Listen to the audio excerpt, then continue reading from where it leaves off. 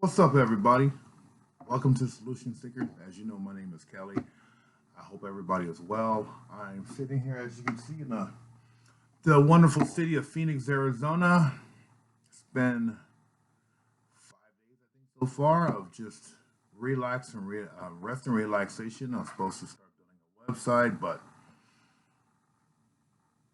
that's going as it's going, and I'm not sure how it's going to go, but we'll find out the next couple days. I'm headed back to LA on Thursday. And I just wanted to check in here for a minute and speak on, man, a few things actually, but not taking up a whole lot of your time. But mainly it's Ice Cube's contract with Black America, man. A lot of people are feeling a certain way about it, and this brother is stepping out and trying to do something for a significant portion of this country where the needs are not being their needs are not being addressed, and he's getting a lot of pushback for it. And at the end of the day, it's when somebody takes a revolutionary or a militant or a revolutionary standpoint on what the status quo was, what everybody was doing, rather it's removing politics from the issue, and I think it becomes an issue of comfortability, of stepping out, doing something different than what people are used to. And you know what? That's what true growth is about. It's about not accepting the situation as it is, seeing the situation as it is, and as Les Brown says, now you deal with it such as circumstances as they've been presented in, and hopefully you can make the best decisions that not only work for yourself, because we have our own personal solutions, but there's also a collective solution on which everybody is part of that collective. But a lot of people don't really see that us mentality. It's all about me, the individualism. Look at our president is, for God's sakes. Not to knock him, but look at Kanye West. Look at a lot of these people who people are idolizing for all the wrong reasons. Maybe it's because they're advocating something that they can emotionally wrap their heads around. But at the end of the day, is that what you're promoting working for everybody? There used to be a time in politics where if our party won, we would still see the aims and means of the opposing party who had lost and still try to incorporate some of their plans or maybe some of their agendas into something that could actually work for everybody. But we live in a world now to where with social media and there's all me, this individualistic mindset that a lot of people have. But at the end of the day, it's not working for everybody. It's only working for some.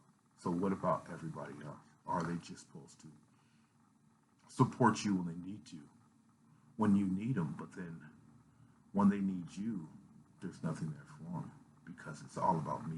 I'm thinking of I'm reminded of the movie Wall Street that came out in the late '80s, early '90s with Michael Douglas, and greed is good.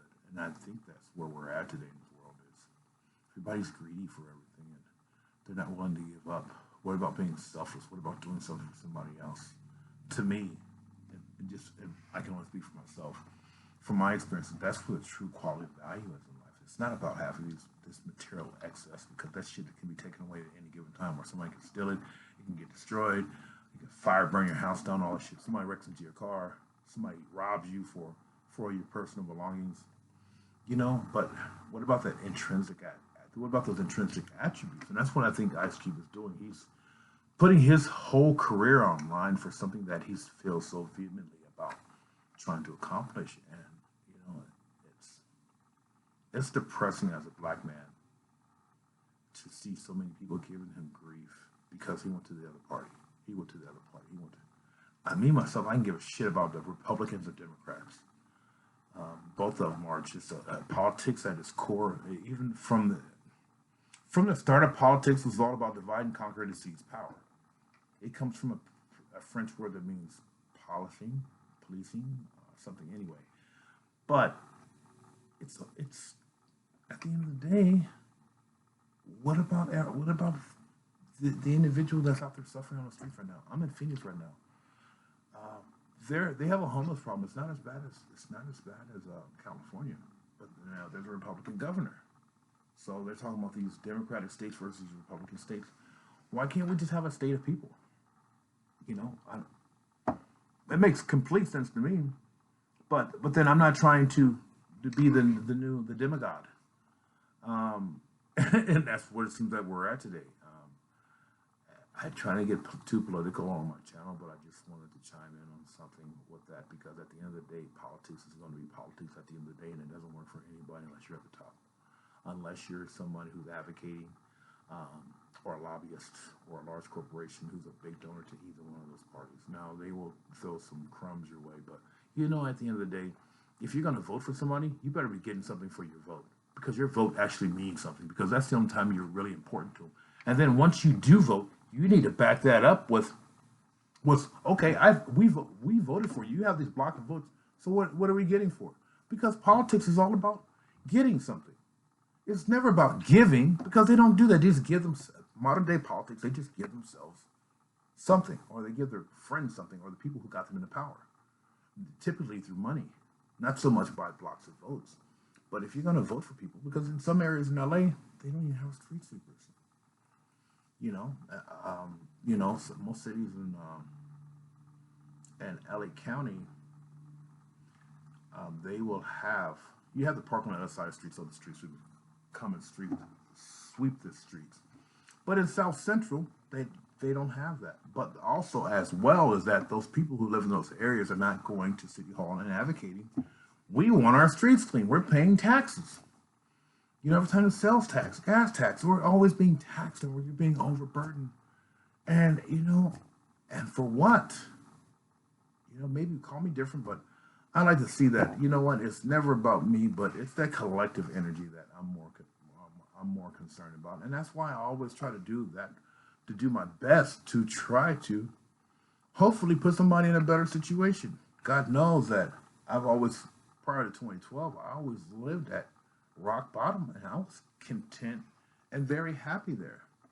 But now that I had a taste of what it's like to try to elevate myself and move up, and shit is not easy, but you know what? I like to think that it is one of the most worthwhile things I've ever done. And so if I can help somebody try to move up from that stale place that they were once at, move up and try to be a participant in life, as opposed to just making it through the day. And there's a lot of people who are just barely making it through the day without having the forethought of they may not make it through the day. Take our job situation, the uncertainty, the stimulus package. The Republicans and Democrats can't get it passed. You can blame Pelosi, you can blame old Mitch McConnell, or you can blame Trump or for not doing an executive order for that. But at the end of the day, those people are only concerned with politics and assuming power or feeding their egos.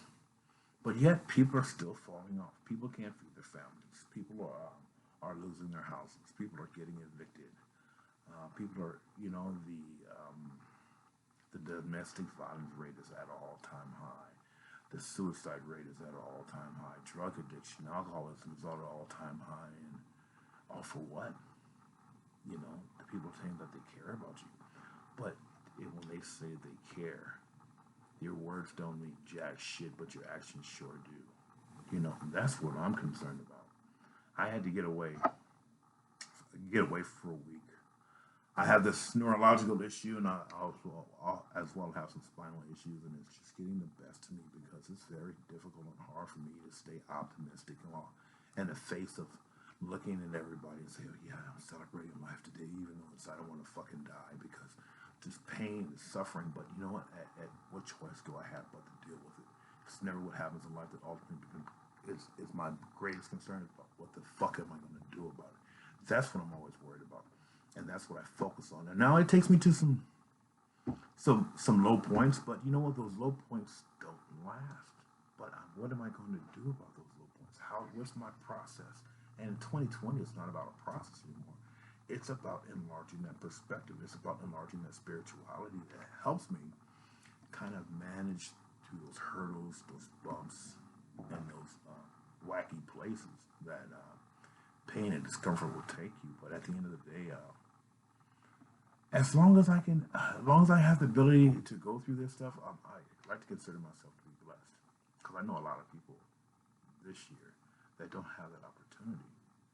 And if you're not thriving in 2020, you really got to ask yourself why, and what is it that you really need to do to start thriving in 2020. That's always going to be my main point on a lot of my videos is that what does it take to thrive? What does it take to overcome the obstacles, hurdles, and challenges? Me myself, I don't know what another person's perspective is, but I do know that my solution, my intrinsic solution, can't come out if I can't have a conversation with those around me. So if those around me, if I can't have that conversation, what does it say about the sum total of my associations? That my associations aren't really about me progressing. They're just for fun times or thrill times or me being there when they need something done or if they want to ask a question or if it just makes them feel good. For God's sake, I don't know why, but we're dealing with people after all. But I just hope that everybody can just do so much better than they're doing. And a lot of people are doing well, but there's always more room for more. For me, I'm trying to give more than I get, and that helps me just try to tackle the little situations that I've been going through. And you know what? Big ups to Ice Cube, man. Big ups to my son General, and big ups to everybody that's out there that's trying to live to the best of their ability.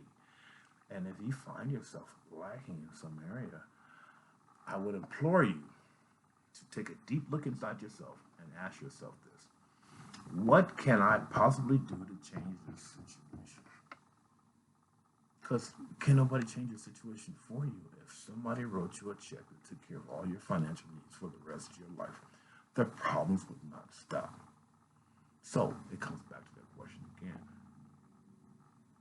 Where is your solution? What is it based in? And if you have any issues or troubles, man, just contact me. Just put some, say something in the comments, or what's your muse? What keeps you going? What keeps me going is that I don't know what's coming around the corner. And there's been moments in the last 8 years when I just want to give up, completely give up, especially dealing with a lot of this pain, and because it gets to be a little much, and but I'm managing it to the best of my ability. I'm not trying to, I'm living it, because whenever I try to do anything, always that but, trying equals but, and there was always an argument for an excuse. And today I just don't think that in 2020 there's just no excuse. There's no room for error. There's no room for bullshit, excuses. Because at the end of the day, my only excuse is not to have one. Thanks for listening. Hit the thumbs up button and subscribe if you haven't done so already. Thanks for listening, and have a great